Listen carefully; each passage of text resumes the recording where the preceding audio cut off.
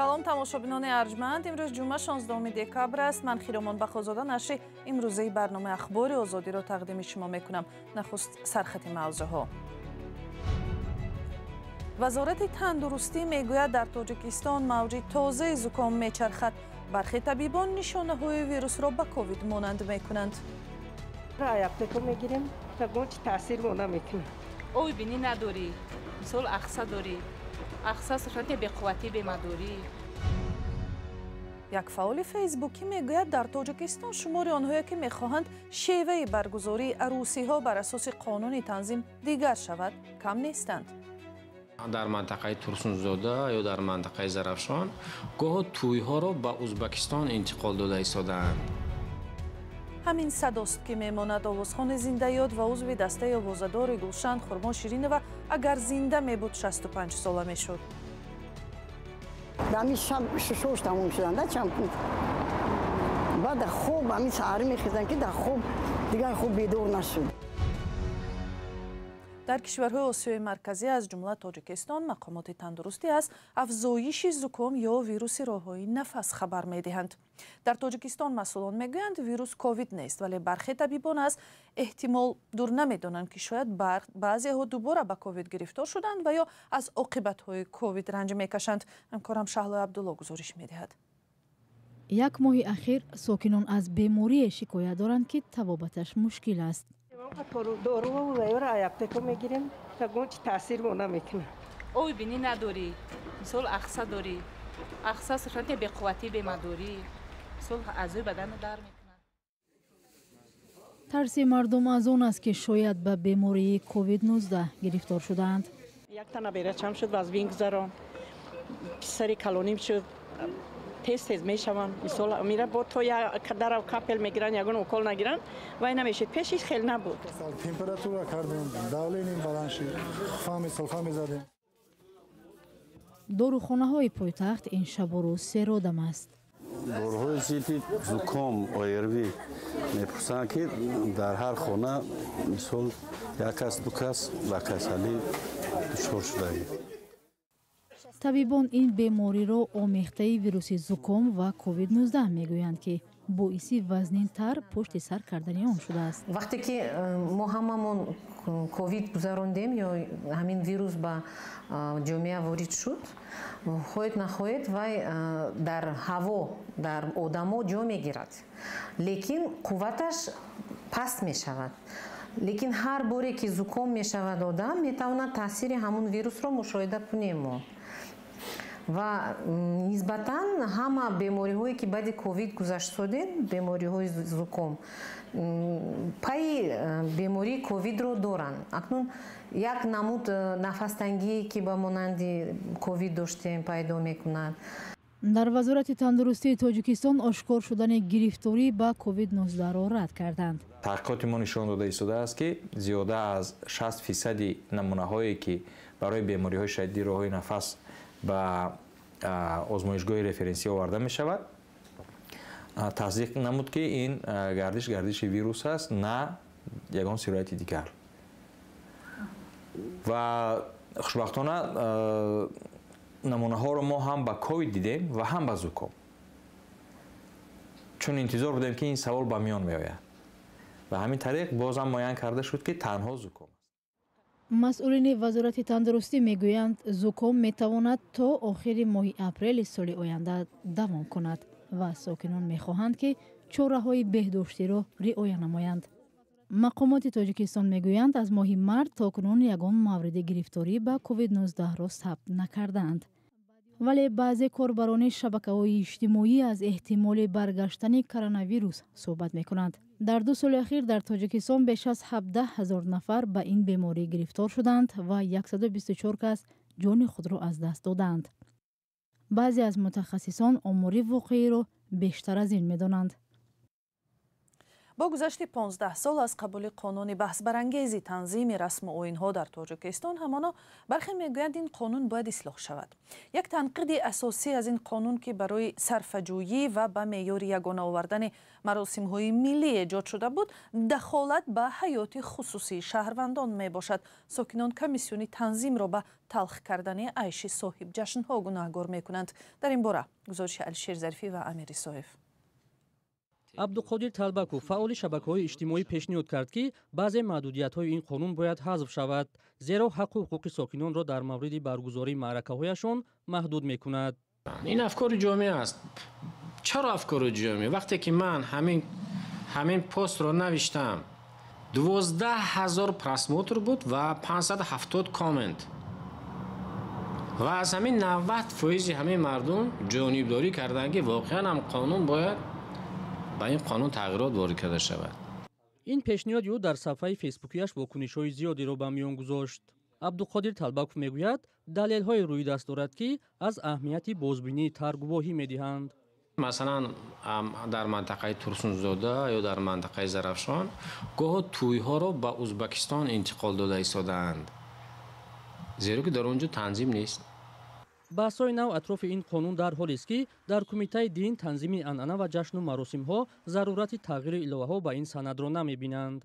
البته شهروندان آزادن میتونن پیشنهاد نمایند، اما فکر میکنم که این همین نظام، همین ترتیباتی که قانون معین کرده است بسیار سریع وقت است، بسیار خوب است و حتما نقش خود را در به نظام دروان جشن معرکه‌ها می‌بازد و بازیده ایستاده است.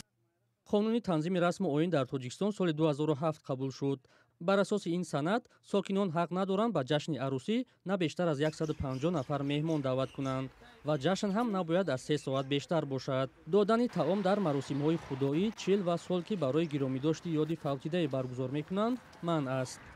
یک پرسش سریرایی رادیوی آزادی نشان داد که ساکنان درباره قانون تنظیم نظرهای گوناگون دارند. 150 نفر بس فکر می‌کنم خوبترین چیز است. هر 2026 معنی نمیکنه توی معرکه 150 نفر رو جودمون را اولادایشون واسه دیگه خش تبورشون 150 نفر بیاید که همسایه مگر نون خوردگی باید پگه نون بتی آدمون را خی. بنا به آمار رسمی در 9 ماه سال جاری مقامات ساکنان را برای نقض قانون تنظیم بیشتر از 2,600,000 سومانی جریمه بستند. 17 دکبر شاعری معروف تاجیک و بانوی مبارز و عاشق ملت گلرخساری صفی 75 ساله می شود.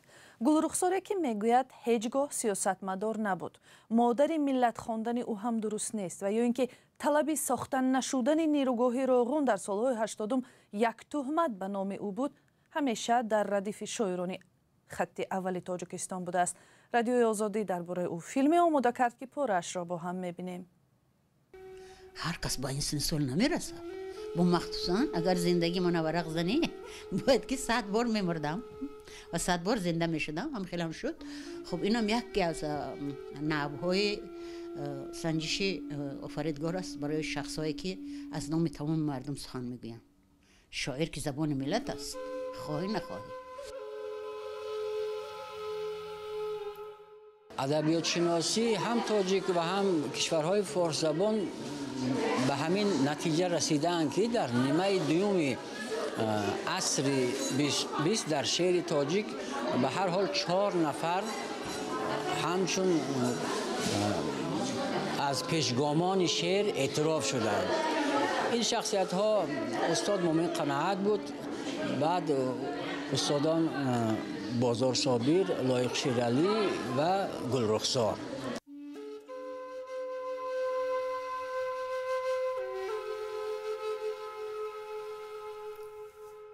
از این که ما رو در صف فلانه میمونن چی مونن برای ما خیلی عجیب است. بگی برای چی؟ اینا سن سالشون خیلی به یک جا رفتگی.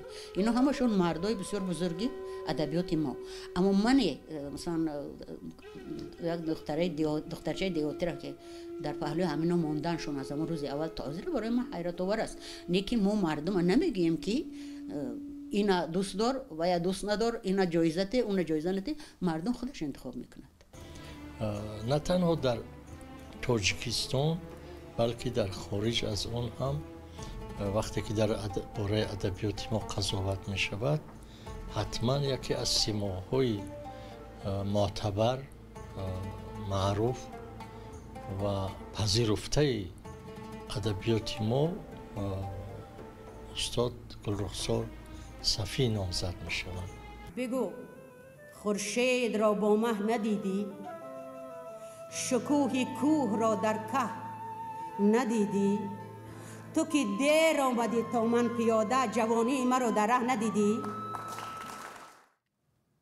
شکل پوره مستند با نام شاعر از دردی وطن سر می شود فردا 17 دکبر ساعت 8 صبح به وقت دوشنبه در وبسایت رادیوی آزادی نشر می شود. خورما شیرین و آوازخوانی جوانمرگ که 40 سال هم عمر ندید و از درد سرطان درگذشت اگر زنده می بود روز 17 دکبر 65 ساله می شد. خورما را یک عضو ناتکراری دسته هنری آوازداری گلشن می نامیدند که با صدای قوی و زیبا، اجرای صمیمی آهنگ و نمایش زمانوی شیوه سرودن آهنگ‌های ملی فرق می کرد. خورمایی که محبوبیتش فراتر از مرزهای تاجیکستان بود از خود چی گذاشت؟ گزارشی سروناز روح‌الله و نگاره فضل‌الدین در این باره.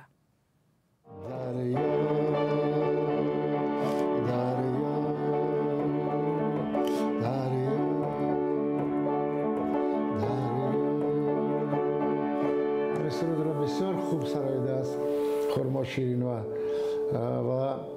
این شعر لایق شیرالی با آهنگ فتا آدینایف سرود دریا شخصا به خودی من بسیار مقبول است. بهادر نعمتов هنرمندی تاجیک баъзан ҳамин таронаи машҳури خورما ширинова замзама мекунад.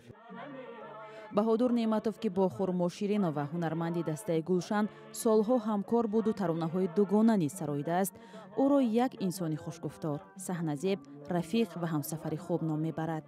сафарҳои зиёд кардем, дар тӯю маъракаҳо низ якҷоя мо мерафтем ва дар хизмати мардум будем.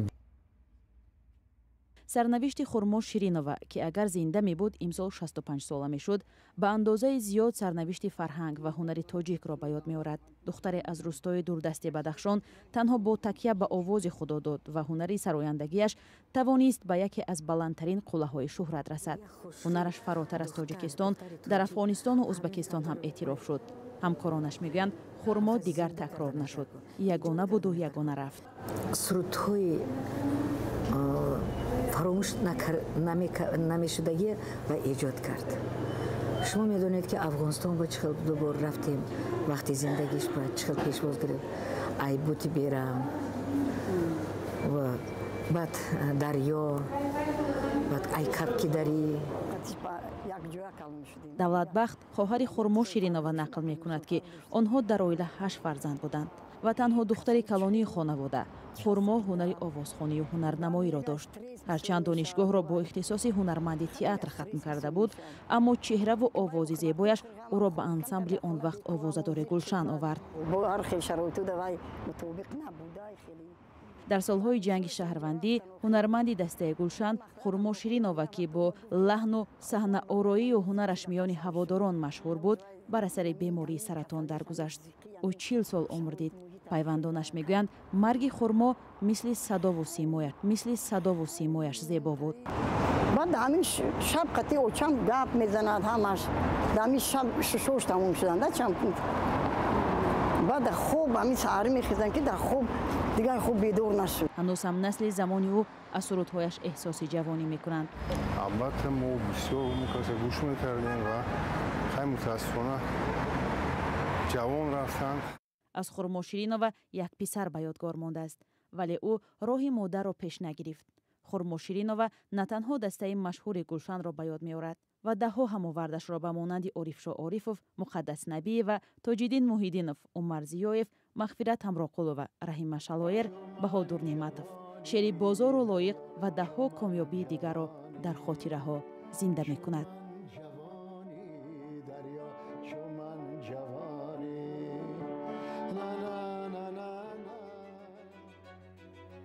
برنامه اخبار آزادی در همین جا به پایان میرسد. اگر خود شما هم شاهد خبر و حادثه هستید با ما در میان گذارید. خداحافظ.